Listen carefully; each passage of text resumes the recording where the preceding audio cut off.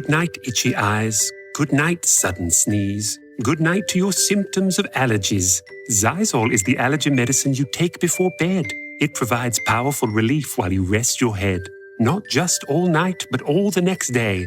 Xyzal keeps working, keeping allergies at bay. And without those annoying symptoms disturbing your rest, you can wake up the next morning feeling your absolute best. Remember, be wise all, take Xyzal. At night. It's back to school season, and Clorox is donating 2 million disinfecting wipes to classrooms across America. Because back to school means things can get a little bit messy. Just ask second grade teacher Mr. Torres. Put me and just one Clorox wipe on a team? We can take on crayon smudges, sticky fingerprints on every surface, sneezes on the door handle, juice box explosion by the sink, snack crumbs, and don't even get me started on the bathroom passes. Clorox disinfecting wipes, teacher's #1 wipe. Think about it. Bathroom passes. Clean feels good. Based on unit sales data. Hello, everybody. This is Marshall Poe. I'm the founder and editor of the New Books Network. And if you're listening to this, you know that the NBN is the largest academic podcast network in the world. We reach a worldwide audience of 2 million people. You may have a podcast, or you may be thinking about starting a podcast. As you probably know, there are challenges, basically of two kinds. One is technical. There are things you have to know in order to get your podcast produced and distributed. And the second is, and this is the biggest problem, you need to get an audience. Building an audience in podcasting is the hardest thing to do today. With this in mind, we at the NBM have started a service called NBM Productions. What we do is help you create a podcast, produce your podcast, distribute your podcast, and we host your podcast. Most importantly, what we do is we distribute your podcast to the NBN audience. We've done this many times with many academic podcasts, and we would like to help you. If you would be interested in talking to us about how we can help you with your podcast, please contact us. Just go to the front page of the New Books Network, and you will see a link to NBN Productions. Click that, fill out the form, and we can talk. Welcome to the New Books Network. I'm Chris Holmes, and this is Burned by Books. Here you'll find interviews with writers you already love, like Jennifer Egan and Rebecca Mackay, mixed in with up-and-coming voices like Alexandra Kleeman and Rumaan Alam. You'll find us wherever you listen to podcasts, but check out previous episodes at burnedbybooks.com and on Instagram and Twitter at burnedbybooks. Let's start the show. In Cynthia Weiner's debut novel, A Gorgeous Excitement, it is the 1980s on the Upper East Side of New York City, and Nina Jacobs is staring down the last days of her pre-college life in the city, and she is ready to transform into something and someone new. All around her, the rich and beautiful of what would become known as the preppy era mingle and pair up in a miasma of drugs, sex, and the distinct longing for company and friendship in a moment of feverish individualism in the country. Nina begins to live something of a double life as she prepares to go off to Vanderbilt and cares for her aging grandfather while embarking on a proto-adulthood in the bars and clubs of the city, where cocaine is plentiful and dangers of all kinds lurk. At home, Nina's mother, Frances, increasingly appears detached from the world around her, vacillating between mania and depression, and unsettling the illusion of a stable family life for Nina and her father. Looming over this domestic scene is the preppy murder of 1986, a brutal killing of a young woman that was initially read as an accident, due in part to the killer's preppy good looks and reputation in the clubs frequented by the children of wealth in the city. That murder, borne along by misogyny both in the act and its aftermath, sets the tone for Nina's desperation for a new kind of adult intimacy, one that she sees radiating from Gardner Reed, a young man of many secrets who seems ready to initiate her. Driven by a torrent of dialogue that feels perfectly rendered, A Gorgeous Excitement transports us to a New York in a state of refashioning itself with speed and excess, a whirlpool of change that perfectly parallels Nina's own desire for a metamorphosis. Cynthia Weiner has had a long career of writing and teaching fiction. Her short stories have been published in Plowshares, The Sun, and Epiphany, and her story Boyfriends was awarded a Pushcart Prize. Recently, her story A Castle in Outer Space was republished in Coolest American Stories 2024. She is also the assistant director of the Writers Studio in New York City. A Gorgeous Excitement is her first novel. Welcome to Burned by Books, Cynthia. Thank you so much for having me, and thank you for the most incredible introduction and synopsis of the book. I've got to write that down. Oh, well, thank you very much. I You. loved the book. I really was sort of swept back to a New York City of that moment, and I'm Yes. very interested in why 1986 and why this particular year and space in New York City was so evocative in the creation of A Gorgeous Excitement. Oh, well, it is a novel. It's obviously all fiction, and yet I did use some real life elements, one of which is the real life preppy murder, as you mentioned, which did take place in the end of August of 1986. So both for realism, I wanted to set it there, and also for some of the things that you mentioned, the speediness of New York, the sense of excitement, the '80s, the nightclubs, the neon, Madonna, the music, all of sort of sense of exhilaration. And I was that age in the '80s, so I guess I remembered being in my late teens and wanted to recreate that too. But it all seemed to go together as part of that sense of excitement. And there's excitement, and then there's also the violence Mm, on the outskirts, mm, and even though it only gets a brief mention, all of a sudden the Challenger explosion mm. is in there. It feels like it was a particular year of a lot of, especially for the city, but just for the country as a whole, something of a kind of mix of a gorgeous excitement and a real fear of things. The rise of AIDS and in its beginning moments there as a kind of understandable syndrome. So what was interesting about the friction between kind of your memories of the excitement of that time of being young in the city, but also of a country that seemed to have a lot of fear? Yeah, it's funny. I always knew I wanted the book to start on the first Friday night of the summer. I felt that's the beginning of everything. That first Friday night of the summer after we Mhm. graduated from high school, and I'd completely forgotten of what had happened on that date, and I was doing some research through newspapers and found that the Marla Hanson slashing, that model who got slashed on the streets of New York, had Oh, occurred yeah. on that date, and so Oh my gosh. yeah, just by coincidence, that was the start of that summer, and it sort of, as you mentioned, it went on from there, the Challenger and other events, and yeah, so there was a very dark side to the exhilaration, and to that sense of freedom that the '80s felt very free, and a teenager felt very free at that time. So both of those, I really wanted to look at the dark side of that sense of freedom and exhilaration. Hmm. So when I talk to friends about this book and mention the importance of the preppy murder, Mhm. I found that many of them don't remember it, Yeah. or have only a really vague sense of it. I wasn't talking to anyone who lived in the city at the time, and I'm sure that's a different kind of memory for those that did. But could you just give us a sketch of this very particular murder, and then talk a little bit about how it is this interesting parallel with Nina? Mm. So the real life preppy killer is named Robert Chambers. He was 19. The victim was named Jennifer Levin. She was 18. She was about to leave for college. He, on the other hand, had just been kicked out of college and was a very troubled, you know, young man. He had drug problems. He was stealing a lot, none of which people didn't really know that about him. He presented as a very handsome, cool, charismatic guy that everybody knew, everyone thought was great, etc. And at the end of the summer, they'd been together a few times during the summer. She apparently was really crazy about him, but she was on her way to school. But they had a last night together. They left Dorian's, a bar that's still there on 84th and 2nd. I call it Flanagan's. They left there at about 4:30 in the morning, somehow wound up in Central Park where he strangled her to death. And afterwards said that she had been hurting him during rough sex and that he had to get her off of him, and to do so, he put his arm around her neck and flung her backwards, and that it was an accident. So that was the actual killing. About a year later, when he went on trial, I think the jury was, if not, it wasn't a hung jury, but was close to being. And so he pleaded to first degree manslaughter and went to prison for 15 years.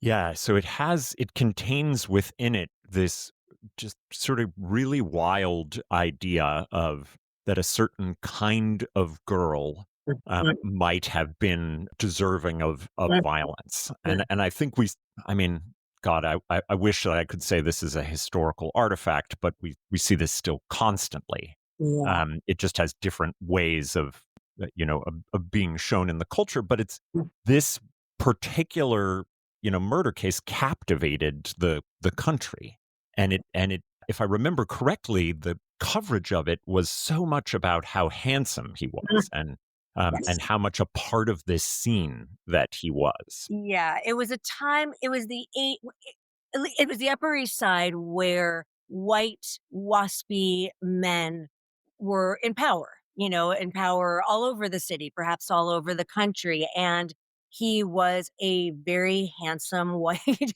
waspy man. He had gone to all the best schools. He'd gone to several schools in Manhattan that were the top schools and the dancing schools, and he'd been on these, gala committees, and all of which turned out to be a facade, which I could go into in a bit. But he seemed to represent that type of very privileged, very good looking boy. And I keep saying good looking because he really was. I knew him in real life, extraordinarily good looking. And I remember at the time there was a cover of New York Magazine where he was three-quarters of the cover, and her picture was like a teeny little, and she was very pretty, but still a teeny little thing in the corner because he looked like JFK Jr. a little bit. Mm. And I so didn't realize that you knew him. Yes. Oh, yes. So the coverage was, she was an outsider, quote unquote. She was from Long Island. She had only been in the city for about a year. She was Jewish, and she was, quote unquote, slutty. And I say that it's not true, but that was Mm. how she was described. And whatever he had done with a million girls didn't count, but her supposed sex diary, which wasn't a sex diary, but was her date book, things like that were all over the news. And he was just this, sort of bystander. As time went on, people understood that he was not who he said he had been, and he had certainly had, um, this horrible turned out to be a horrible person, but that came a little bit later.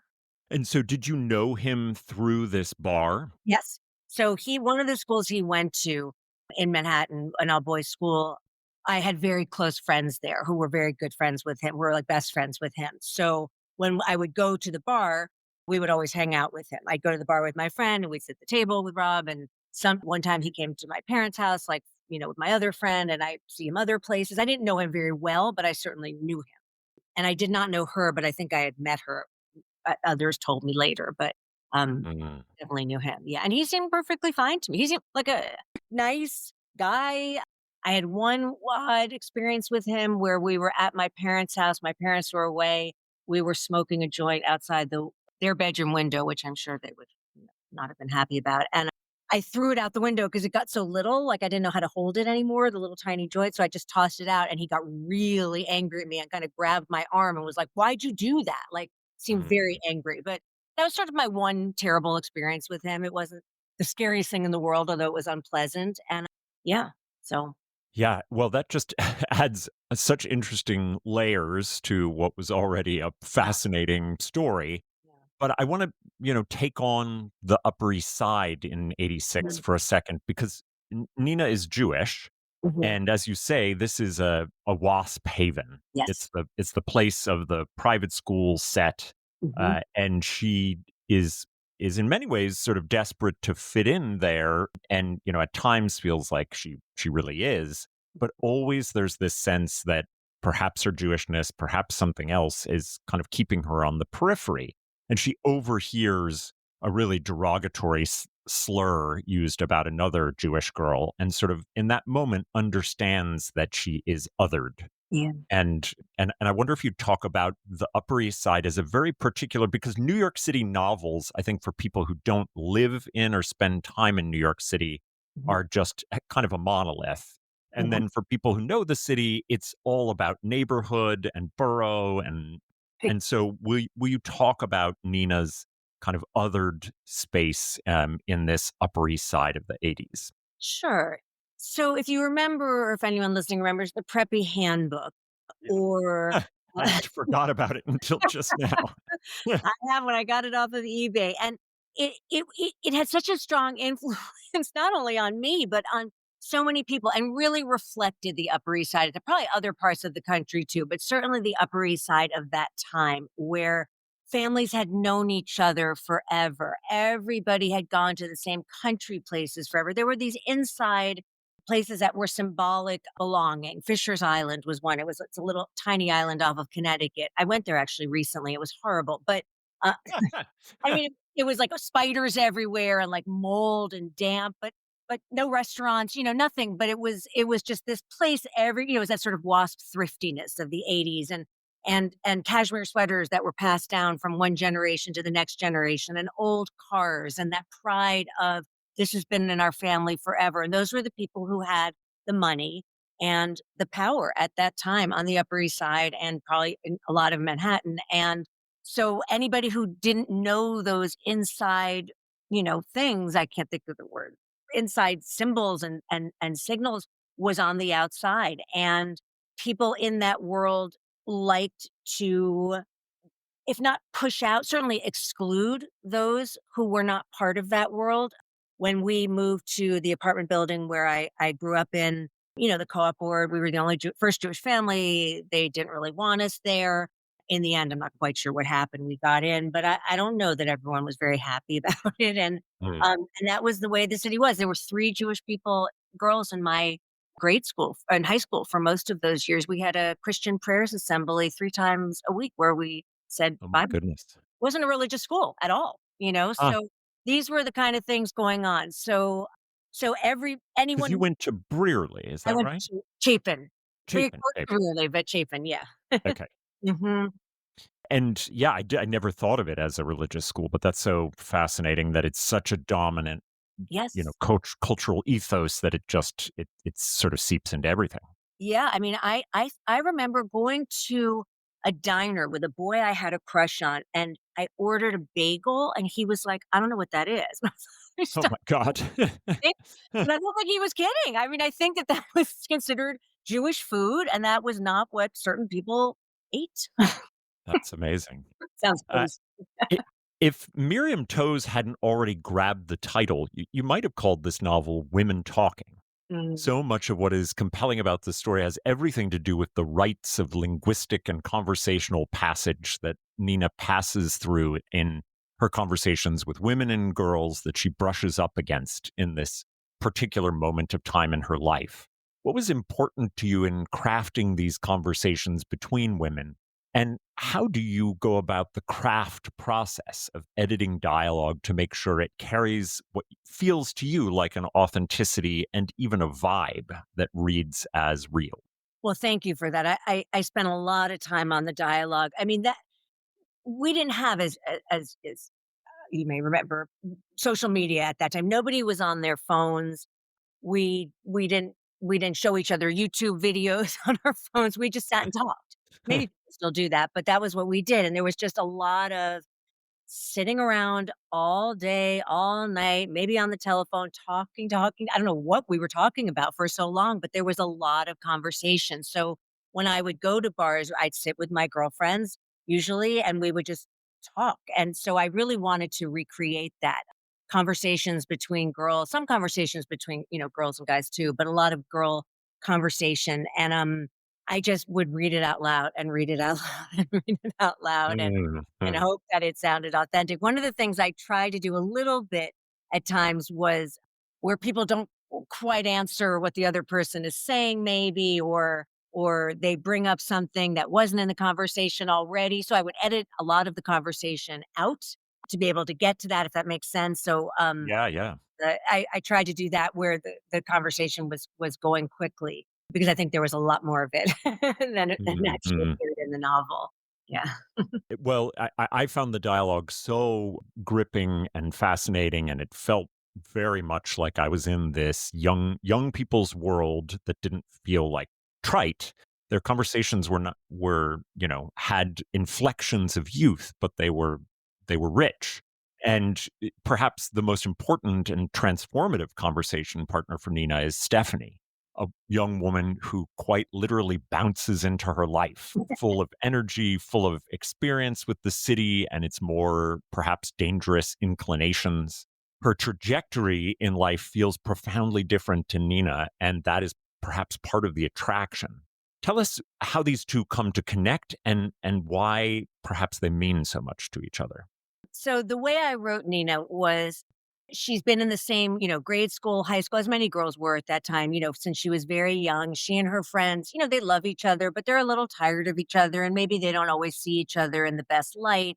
Maybe they're a little irritated with each other, especially as they're about to leave for college. And one day she's in Central Park and a man starts following her and a girl, as you said, bounces, and I love that, and shoots him in the face with a water gun, and to Which get him. later will have vodka in it, which I thought was brilliant. And she says something like, "At night you have to have like better armament" or Right. something. What was the Yes, line she watch has? that again later. She shoots yet another guy and another, bothersome guy. And that's how they meet. So Stephanie sort of, symbolically saves her in the park and becomes one of those friends that I was very lucky to have. I mean, I actually, these friends were my friends were much nicer than these friends in the book, but, I you know, hope so. I really. I was lucky to have when you meet somebody who's never known you before, and I think this can happen with guys also. You meet someone completely out of your social circle, and they just think you're the greatest thing. They think you're funny, and they think you're attractive, and they just love listening to your stories, and so that's who Stephanie is for Nina, and I was glad that, she kind of developed over time and became even more and more so that way. And because I really wanted Nita to have somebody who saw her in such a loving way, since there isn't really anyone else who quite sees her that way at this time. So, yeah. Yeah, and Stephanie's life is in some ways unrecognizable in Mhm. its structuring. Nina is so driven towards the I am about to kind of explode out of the city and I'm going to be at Vanderbilt and everything is going to change for me. And Stephanie is kind of trying to have some consistency in a job and with a boyfriend and friends. And I just think it's so interesting how the shapes of those two lives end up, while being very different, being very important to each other as they, come of age at this moment. And is that sort of shaping of those lives? How are you thinking of them as important to each of the girls? Well, yeah, I wanted to show Nina. I mean, this is a kind of a coming of age story in a lot of ways. And I wanted to see her being exposed to attitudes and a life that's very different from what she grew up with. And someone who's an artist who's planning to go to art school, somebody who, as you said, already has, I mean, sort of an awful, but a boyfriend and, Yeah. um, has a very unstable home life. And although Nina does also, but at least, both her parents live at home. Stephanie has something very different and comes from a very different, I mean, the way I imagined it, I didn't wind up doing too much with it, but comes from a different socioeconomic background was how I imagined it. Hmm. Hmm. And that Nina has not sort of, she hasn't been exposed much to that. And for her to hopefully see her own snobbery in Hmm. life Hmm. and learn something from that too. Yeah. And while it's not a facade for Stephanie, she's not really hiding herself. For Gardner, it is. Yeah. There's layers and layers of facade. This preppy seeming boy who shows up all the time at Flanagan's. Mm, Do you want to talk a little bit about those layers of facade? And you sure. can, if you want, kind of relate it to other historical things, but I'll leave that up to you. Well, I will say that in real life, what I discovered in my research was that the real life preppy killer, similarly to Gardner, had a a, a mother who or family that they were immigrants, or his mother was an immigrant from Ireland. She was a private nurse. Through the sort of machinations of New York City real estate, they wound up in a very nice apartment on a really nice block, but didn't really have as much money as the other people that this, or, they ran, or certainly her son ran with. But she had worked for some very kind of fancy families as a private nurse, the Hearsts and the Hammersteins, I think that's how it's pronounced. And so she had aspirations. for her son, particularly, to live in that world. So I think that that probably, I don't know, I don't know for sure, but I imagine caused a lot of conflict of living in a world like that and not having the money to live in that world. I mean, I know even for myself, Mhm. people would say, we're going away to such and such for the weekend, come along. And I didn't have that kind of disposable income. I didn't have a credit card. My parents were not handing over money to me like that. So Mhm. and I remember feeling a little resentful and feeling like, why can't I have that? Especially when I was young. I want to do the Yeah, fun. yeah.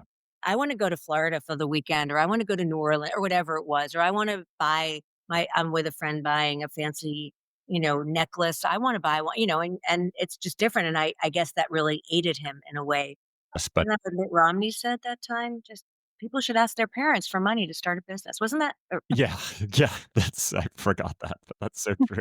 So, and we have Gardner's mother and Stephanie's perhaps unsettled home life, but kind of featured as deeply important to Nina's coming of age is her mother, who's referred to as Frances in the novel. And when we begin, Frances is deeply, deeply in the bowels of a horrible depression, just Mhm. constantly shadowed over, emotionless in her eyes. And then at a certain point, about a third of the way through, she transitions into a mania, Mhm. and a mania that grows and grows and grows. And it is such a destabilizing force in Nina's life. And I thought it was a really important moment to think about mothers and daughters and getting outside of kind of what we think of as stereotypical understandings of maternalism. And I wonder if you talk a little bit about Frances's struggles and how that kind of develops a very different kind of mother-daughter relationship. Yeah.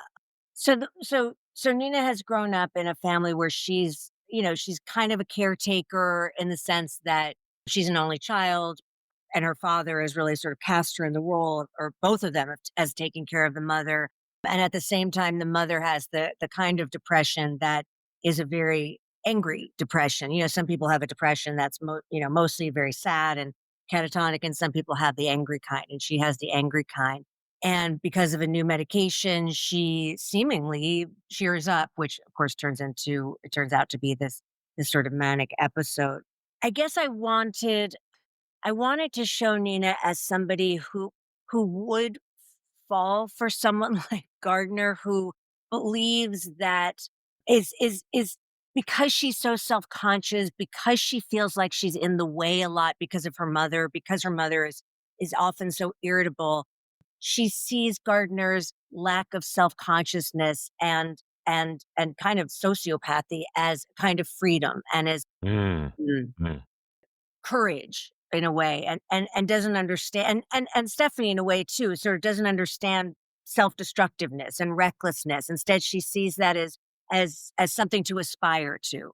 So that's a lot of what I was trying to get. And then I wanted Frances's mania, of course, to echo or to mirror Nina. Nina discovers cocaine, and or Stephanie introduces her to it. And I wanted both of their this sort of rising exhilaration to mirror each other. mm.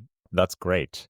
Yeah, and so you note in the novel that it was Freud who described cocaine, and its high as a gorgeous Mhm, excitement. mhm. And for Nina, cocaine is a live wire that, once touched, allows her to engage the world with a fluency of language and self confidence that isn't matched by anything else in her life. Oh, Some yeah. comparisons have been made between your novel and Jay McInerney's Bright Mhm. Lights, Big City, another cocaine filled novel set in the That's for 80s. But drug use in Nina's story seems less about debauchery and more about insecurity and a sure. powerful desire to be able to communicate Yeah. across the treacherous divides between people. So, Mhm. could you talk about cocaine's power here? Obviously, now you've talked about how it parallels Mhm. Francis's mania, but what else is it doing in Nina's life?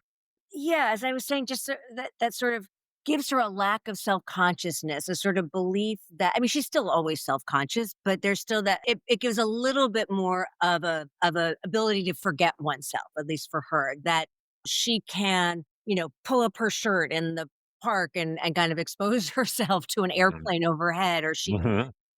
uh, kind of forget, she can engage in some, destructive behaviors and just sort of forget herself. And that's what she wants when when you're so I mean, I was like this when I was young. I was so self-conscious. Everything I did, I felt so like I was doing it wrong and people were going to, think badly of me. And to be able to forget for a moment, like, or to think, oh, everyone thinks I'm great. I can say I can be whoever I want to have that belief, I think even for a moment, especially at that age is very freeing and feels very exciting. And the thing about cocaine also, you've made me think about this, all the talking in the novel. Cocaine is a talking drug. Mm-hmm. It contributes to it's part of all of that conversation going on.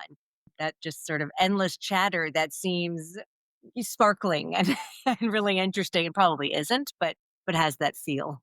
Yeah, and Flanagan's as the kind of nexus of this place where you might be able to buy drugs, but you're also that's where you have the experience of Yeah. the drug for the most part, and it is a place of gathering for young people, and it holds in the novel it holds these two things in tension. One of them is it's such an important place for those young people. It's a necessary place, and it's a place where they can have a community that is of their own choosing, and they can start to experiment with different kinds of relationships.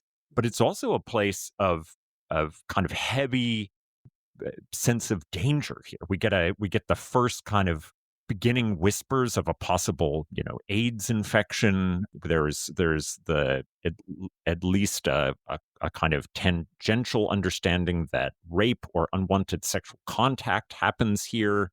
And so I'm interested in the friction of Flanagan's. Yeah, I was just reading, I forget what I was reading. It was an old article where the proprietor of Flanagan's, I'm sorry, well, of the real life Dorians, I should say, at the time, would say that Robert Chambers' mother would call and ask if he was there, that it was a very familial place. It was almost a second home, as you said, for a lot of kids, that Hmm. it was, his name was Jack, I'm pretty sure. Jack Dorian, was a kind of he was the age of everybody's father at that time, and he was always there, and his children were all involved in the bar. This is in real life that I sort of tried to replicate in the novel. They worked there, they were the bartenders, they were the bouncers, or et cetera. So it felt like a family kind of place. The children all went to various schools in Manhattan, so they knew a ton of people, and that was why a lot of people went there. I think was they knew the kids. And so, yeah, so it had that sense of here was a place you could go, you could stay for hours. You didn't even have to spend that much money and you'd know everybody. You would see everybody you had ever gone to school with or tennis camp with or et cetera. Hmm. And then, as you said, on the other hand, there was a lot of drugs. There was a lot of drugs in the city. Another book I read said this is not my experience, but one of the SAT tutors was dealing cocaine. I mean, there was like, I know, like drugs everywhere. So there was that, and there was a lot of underage drinking. So Hmm. if you wanted to, you could drink as much as you wanted to. There, they had, Hmm. the drinking age I think had just changed in the mid '80s, changed to 21. But I mean, nobody was really following that, and at that time in the city, at least, there was people weren't really carding as much. Underage drinking, what didn't seem to be as big a problem. Of course, there was no driving, so. Um, Hmm. that it probably was less of a worry for parents in Manhattan than in other places.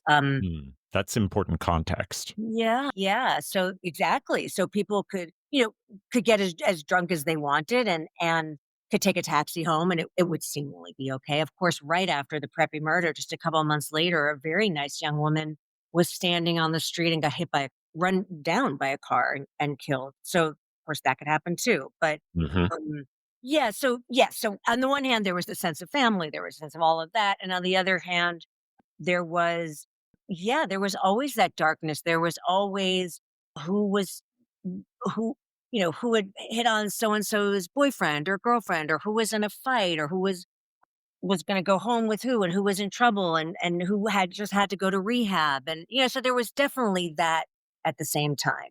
And then, of course, at the end of the summer, who was they left from there, literally that bar. So before I let you go, Cynthia, I would love to know what you've been reading and loving recently, Sure. and if you have any recommendations for us. Well, I admit these are too biased, but I still think wonderful recommendations. Both are friends of mine. have just come out with books in the last couple of weeks. One actually is tomorrow. One of these is called The English Problem. It's a wonderful novel. Oh, I've Oh, wanted to pick that up. I oh, see it everywhere. yes, by Bina Kamlani, and it's wonderful. It takes place in the 1930s and 40s, and it's about a young man in India who Gandhi chooses to go to England and become a lawyer. So it's just a terrific, terrific book, and I love it and beautifully, beautifully written. And the second is called The Dollhouse Academy. It comes out tomorrow by Margarita Montemore. And this is about, it's totally different. This boarding school where they make people into superstars and there's all of these sort of sinister things going on beneath the surface, and best friends who have idolized another girl from the academy who's about to discover something nefarious. So that's a different kind of book, but also super fun to read and wonderfully written. So very excited about both of those. Those are great, and biased recommendations are always welcome, especially when you indeed actually love the books, which it sounds like you very much do.